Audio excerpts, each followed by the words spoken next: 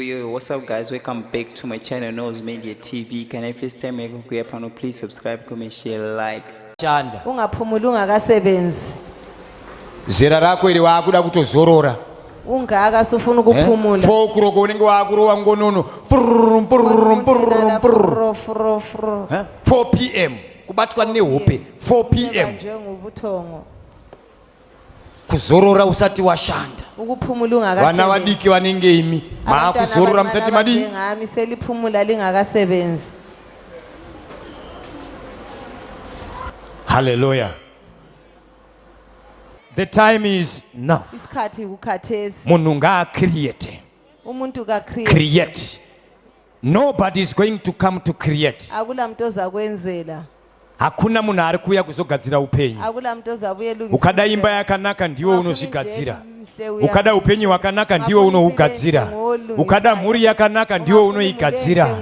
Ukada kurarama zvakanaka zvinogadzirwa newe. Uzalungiswa nguwe. Saka munhu anogadzira izvi haangowata. Ngapongulala nje. Zizi rauya rikarira iwakawata rikaenda. Siyabuya singene wena ulele. Mvura ikanaya hauna kuinzwa wozoita kumuka kwangu chinaya nai uinga kwanaya kudai amai wangu tembo amai wako tembo. Haleluya. Munhu anopota achimboshungurudzwa so umuntu yaka ombomuka ogara ashirwa neupenyu hwake wapanzwisisa kwete kuita comfortable pasingle bed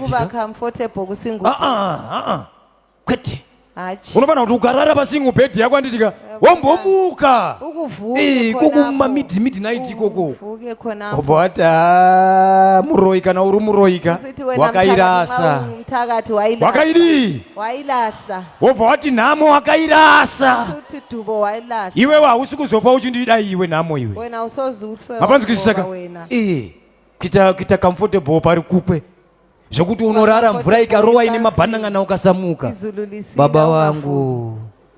Haleluya. Munhu ngaanzwe shungu neupenyu hwake. Munhu ngaanzwe chii shungu.